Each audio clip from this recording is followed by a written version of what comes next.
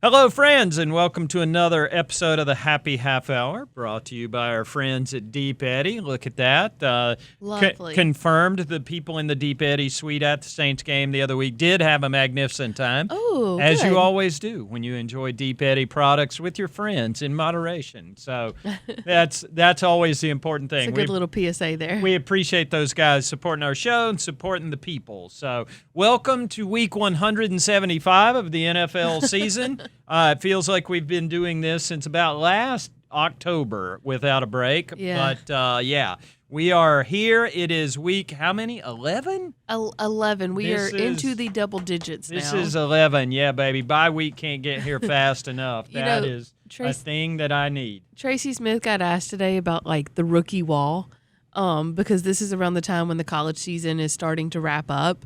And so the NFL season still has a good bit of weeks in front of you. And so it's when rookies start to hit a little I still have to play for another 8 weeks? What are you talking about? And I couldn't help but laugh because I thought to myself, I'm hitting my rookie wall. But no, we're having fun. It's good. You get into a groove, and so it's you don't even know anything different. That's Canales has said it a couple of different times, you get into a groove. We play Sundays at 1 o'clock, and you know what your schedule looks like when that happens. And that's going to be okay until we get to next week and Monday Night Football. I'm not thinking about which Monday is a Tuesday, and then Tuesday is a Monday, and then Wednesday is a Thursday. And then Thursday is Thanksgiving. Et cetera. So, next week's going to be all kinds of jacked up. I am not going to know what day it is, in addition to knowing what time it is. But I know what time it is right now. It's time to talk about Week 11 and your Carolina Panthers. It is, we brought this up a little bit on Monday, and it's kind of come into relief. Because the emotional swings of the last two games, people are feeling some kind of way. I just keep going back to that 2-15, 5-12, 5-5. And this team has found something resembling equilibrium. I mean, they have shown that they can bounce back from the big losses. If you think about the Patriots game followed by the Miami game, if you think about the Bills game followed by the Packers game, they have shown the ability to do this in the past, which ostensibly serves them well heading into Atlanta, a place that has not generally treated them kindly, but they have shown that kind of resilience to when things get sideways and really bad all in a hurry, to be able to play good football on the backside of it. Christian Roseboom had a pretty interesting quote this week. He said, we have figured out pretty well how to respond to adversity. We need to learn how to respond to success, which was kind of the idea of coming off of the Green Bay week. But now, to your point, they are coming off what I think anybody would describe as a pretty adverse game.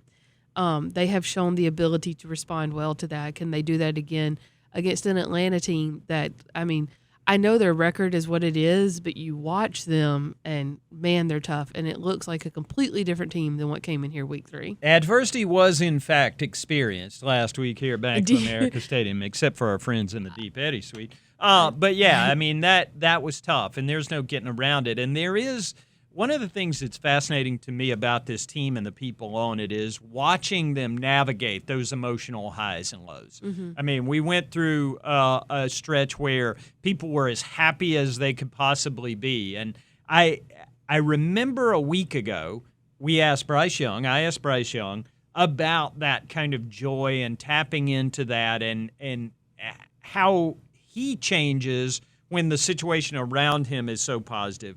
And I realized after the press conference yesterday, I actually asked Bryce, when you're as angry as you were last week, is there a place for anger? The amazing thing to me about Bryce Young is the answers to those two questions were almost identical. Yeah. He talked about checking in with himself, tapping into whatever he needs that week and using whatever's there. That's kind of what you have to do in this job if you're a quarterback of an NFL team.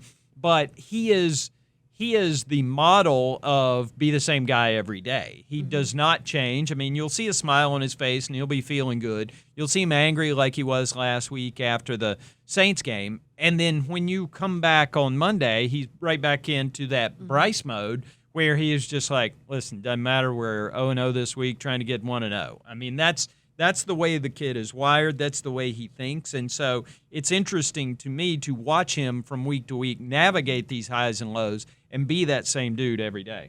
And that's what I think this team needs. You need emotional leaders on a team, and I think they have them. You look at guys like JC, right now Rico, Chuba. You've got your emotional leaders. You need your steady leaders as well, and that's what Bryce has become, just to keep the train moving along at the right path. Yeah, no doubt. And I mean, he is surrounded. I have to constantly remind myself he's 24 years old. Yeah. That is a year younger than Michael Penix, who is starting in Atlanta and has been doing this 1 year fewer in the NFL. That's 2 years younger than Tyler Shuck, whose name I learned to pronounce a week ago this time, and realized, I mean, this man's off his parents' insurance, and he's got a lot more life experience than Bryce Young has, but not as much NFL experience. So having that is something he needs, because one of the things that's been a storyline all week this week is kind of the lack of shots in the passing game and the general struggle of the passing game itself.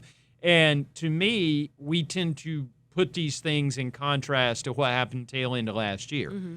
This is a vastly different situation than the tail end of last year, because tail end of last year, Bryce Young was throwing a lot of passes to Adam Thielen and David Moore. Mm-hmm. And having old dudes out there on the field with you is a very different experience than throwing it to a bunch of 22 and 23-year-olds like he's doing right now. So even though XL has been at it a year, even though Jalen Coker's been at it a year, Jimmy Horn's a rookie, T-Mac's a rookie, when you look at it like that, it's such a different experience. So this entire process is growing right in front of our eyes. Right. And, Brad Isaac talked today, too, about, having the guys have that time on task, that he showed them some clips from the back half of last year to just kind of remind them of what it can become the more and more you do this together.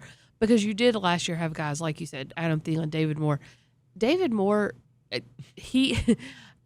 one of my favorite – you talk about being the same. One of my favorite things about David Moore is that he does not mess up. He might not be as big as XL, as fast as T-Mac, as shifty as Jimmy, but he is never in the wrong place, and he never messes up. And that's a safety blanket for a quarterback, to know, if nothing else, I know exactly where David Moore is going to be when he's going to be there, and I can check down to that if I need to. And so not having that does make a big difference. And you're seeing the guys kind of figure that out themselves in real time with Bryce. Mm-hmm. That makes a difference with those deep shots and with things like that. And, Idzik talked a lot, too, about, kind of getting the guys to understand it's about making the most of your targets, but also setting yourself up for when those come. He used a great phrase that was really, really kind of threw me for a loop at first, but about protecting your babies, meaning he used T-Mac as an example, but he was like, T-Mac and Bryce are really, really good on that in-breaking route. Mm-hmm. He's like, that's not a secret. Everybody knows that. He said, but we don't want defenses to see him line up in one position and know, oh, that's the one that's coming. He said, you've got to set everything up so that you can run that one. They're still having to protect the deep ball, the out route, things like that. Yeah. Yeah, people can't see this behind the screen. DL hasn't come into the shot yet, but when you said protect the babies, Podcast Matt just kind of flinched. He's like, what happened to the baby? What happened to the baby? Is Murphy okay? Is everything okay? We're okay. Everything okay, Matt? Your baby's good. Baby's good? Baby's good. That's good to know. Matt's in that glory time. This is a secret that only a parent knows. That first month or so, baby don't do all that much. Right. So baby just kind of sits around. There's a lot of crying. And everybody looks at it. Baby does nothing but ruin your sleep. Put that baby in the bucket, which is what I always called the car seat with the handle on top of it. Put that baby in the bucket, put it in the car, drive around, it'll go to sleep. Yeah. So, but yeah, Idzik was talking about a completely different thing. And the point is the development. The point is all these young kids are growing together as an offense. You need another coffee over there? I do actually need another coffee. How many is that for you today? How many? I've only had one so far. Matt and I were both laughing because we were both dragging when we walked in here, and I was like, at least you have an excuse. You have a newborn baby. Mine was just, I was up late working, and I ended up getting really interested in a 10-year-old episode of Holiday Baking Championship. There's a whole nother world we out there that we I live don't know about. we live completely different lives. We live completely And what's different worse lives. is I remember watching this season 10 years ago. At a certain point, don't you just turn the TV off and go to sleep? I needed the conclusion.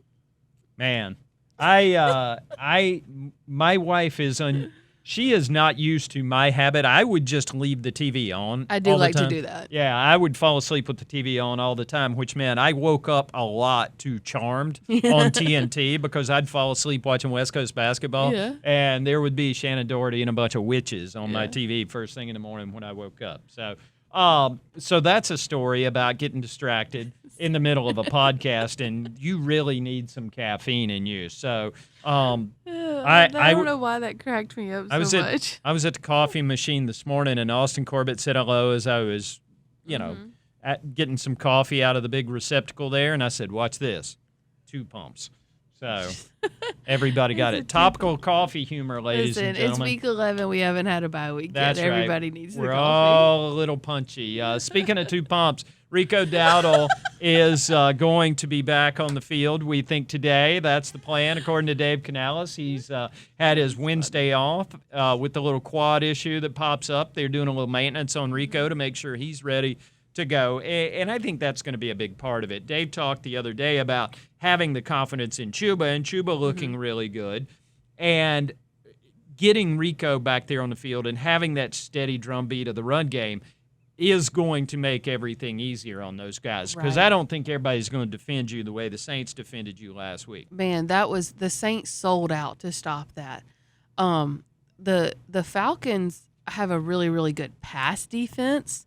Does that mean you can run on them a little bit more? I don't know. You're going to find out.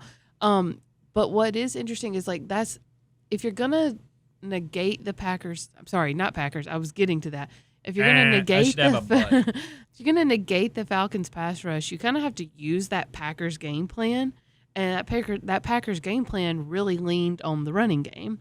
And the Packers run defense was ranked high, but it was a little bit of a mirage, because they had not faced any top rushing offenses except for like Washington, I want to say. And the Falcons have faced some of those top rushing offenses. They faced James Cook and they beat the Bills. Mm-hmm. They faced Jonathan Taylor last week, though, and he put up some of the best yardage we've seen from a running back in years in a single game. And so you're going to have to at least try to run against them, and you've got to do that to balance the passing attack anyways. Yeah. It's always something with Atlanta. I've told my dear friend Wes Durham, who I see a couple times a year down there, I said, Wes, we've seen some things. Mm-hmm. And it seems like when we go to Atlanta, we see all kind of weirdness. Last year, obviously, it was the big overtime win, but it's been all kinds when you get in that building, whether it's the Georgia Dome, Mercedes-Benz Stadium. It's always a little peculiar. The one thing I think buffers this one a little bit and keeps it from that wild variance that we've seen in the past is the Panthers have begun playing pretty adult defense. I mean, they have made incredible strides in the last 10, 11, 175 weeks, however long we've been doing this, to the point where that's the kind of thing they can game plan around. And there's been a lot of talk this week about Nick Scorton with some comments Nick made, never mind, but he's playing really well. They're getting production out of him. He's growing into his role on the field, and that front is stable to the point where they are able to do a lot of stuff. We saw Derek Brown 9 tackles last week, throwing dudes out the club like he always has, and it's been impressive to watch those guys grow. You want to talk about a group growing together. They threw a bunch of new parts together on the fly, and it looks pretty good. Ajero Evero is not known to hyperbole. He's pretty even kill baseline about a lot of things, about a lot of guys. But he said something. He was asked about Nick Scorton today, and he kind of just stopped, and he was really reflective. And he said, I don't know if I've ever seen a player, especially at such a young age, play so hard. That, coming from Evero, that's a huge compliment. Mm-hmm. And he said it's really every single play. It's every play at practice. It's every play in a game. It's every warm-up rep. And so to kind of watch that come alive in this defense over the past few weeks as well has been really, really fun to watch. Feels like we're watching the beginning of a special player. Yeah, and bringing him in the second round, coming back with Princely Emmanuel right behind him, that was on purpose because kind of like we were talking about a little bit ago with young receivers and bringing a bunch of them in at once, they knew they had to freshen up that room. And obviously with Pat Jones getting injured, those two have been pushed into more work than they had intended to early on in their career, but they've responded. I mean, Princely is showing a little bit of that rookie frustration a little bit. You see him kind of get a little frustrated when he keeps picking up dings during games, but he keeps coming back. And I mean, Bryce talked about that the other week, how much it means to him. So you've got a couple rookies to build around while they put more pieces in place on that defense, and that's going to be important for the long haul. Can I just say a note on that really quick, too? Of course. I would much rather my rookie be upset that he can't play than be saying he couldn't, if that makes sense. Yeah, that makes perfect sense. And that's what it is. I've had somebody asked me in the mailbag the other day about Princely losing it, and I was like, this man's frustrated because he can't be on the field, and he keeps coming back from stuff. I mean, when he had the rib thing the other week, 4 months ago in week 3 or whatever it was. Jets week. Yeah, when Derek landed on him. That takes out a lesser man. That's right. Derek Brown falling upon you is the kind of thing that could knock a man out for a minute, but Princely was right back on his feet. He was, he is pushing to stay out there, and seeing those young people push is kind of a theme on both sides of the ball. I'm about to create a narrative, as we in the media do, that a coach probably wouldn't say, but this is our podcast, so I'm going to do it anyways. It feels a little bit like this weekend could be like my rookie pass rushers versus yours, because Atlanta's 2 rookie pass rushers, too, have really been special with Jalen Walker and James Pierce. Mm-hmm. The 2 of them combined for a play last week versus the Colts where James Pierce had a sack fumble on Daniel Jones. Jalen Walker scooped it up. So it's a little bit of like those 2 versus Nick and Princely. Yeah. Who wins the There are a battle. lot of parallels, and that's why I think this rivalry between the Falcons. Good job, DL. It's all right, DL. We don't mind if you jump in our shot. Watching David Langton crawl on his belly like he's in the Army to keep out of our camera shot amuses me to no end. That's the show behind the show, folks. But, I think this rivalry has taken a little bit of a turn because if you go back to last year's game down there, and I almost said Georgia Dome. I keep doing that. That's not the name of the building. It's not even the same building anymore. God, the Georgia Dome is no more. But seeing Penix and Bryce go toe-to-toe and just, the Falcons didn't punt that day. So that's the kind of game it was. Seeing them go toe-to-toe, score for score, shootout was kind of instructive to the future. Seeing the Falcons pour so many resources into defense, they didn't even send their offensive coaches to the combine this year. So it's setting up to be interesting for the long haul. And I'm still, the Falcons are still trying to figure out exactly where they are in the continuum, but I think that the arrow is pointing up for them despite the record right now because, again, like the Carolina Panthers, they got so many young people and they're growing together. Mm-hmm. So it's interesting to see that come together. So we will see what that looks like Sunday at 1 o'clock. Speaking of things going well and things coming together, you spent a little time with the 2015 team this week, didn't you, when you weren't watching – 2-decade-old Julia Childs specials or whatever it was. I think Julia Childs has been away from us for longer than 2 decades. The classics, they never go out of style. Yes, I watched week 11 of 2015. That was versus Washington by their old name.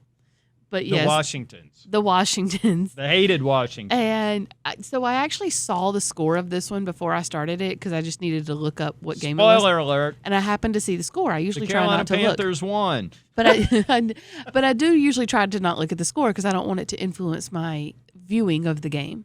But I happened to see the score of this one, and I was like, oh, this is going to be a blowout. And so I was like half paying attention as it started. That game got really interesting really quick. Mm-hmm. The first half of it was insane. Like, I actually did like a quick little drive chart here.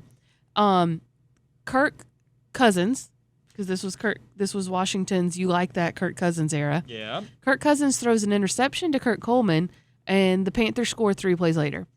The next drive, Washington comes back out. Cousins throws a 56-yard pass for a touchdown. 3 plays late on that. That was a 3-play drive. Then the Panthers had a long touchdown drive.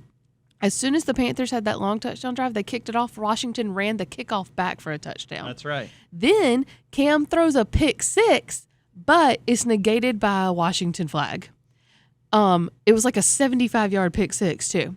Then that drive got to continue. Cam threw a touchdown to Ted Ginn. It was ruled incomplete. Ron Rivera challenged it. The call was reversed. Then Washington goes back out there. Ely has a sack fumble on Kirk, and Panthers put together a drive to end the half for a field goal. 17 points off turnovers for that first half. The first half was drunk, and then the second half they settled in, and it really got to go. I half watched the second half at this point. I was doing work, and I'm like, okay, it's a 3-touchdown game. I'm half paying attention, although it randomly ended with a safety. But then at one point, something caught my eye, and I looked up, and I watched Jordan Reed fumble a ball that Luke Kuechly recovered, and it reminded me it just ruined my night, Darin, because it reminded me of another Jordan Reed fumble when he lost a Florida-Georgia game in 2012, a loss that eventually kept them out of the national championship. Since Georgia won that game, they got to go to the SEC championship. Florida got kept out of the national championship because this was still during the BCS era. Mm-hmm. And he was on the 5-yard line. He's a big tight end. How do you I thought I remembered, but I had to go make sure. Jarvis Jones forces a fumble on this big tight end on the 5-yard line with 2 minutes left in the game. Georgia wins the game. It just made me mad all over again watching Jordan Reed fumble that ball because I'm still not over that 2012 year. But seeing a young Sean McVay coach Kirk Cousins on the sideline was kind of crazy. Sean McVay is still young Sean McVay, he is still okay? Young. This was really young Sean McVay. He's super young Sean McVay. Super fun first half. Second half did nothing but remind me that I'm still bitter against Jordan Reed. Yeah, I like that. You're one of those college football people. You carry those grudges around with you for a long, long time. Earlier, when we were talking about Panthers and overcoming adversity, my college football brain ticked. In fact, Matt, this might have been an LSU game, Florida LSU. Florida was struggling with some bad calls during that 2012 season in a particular game.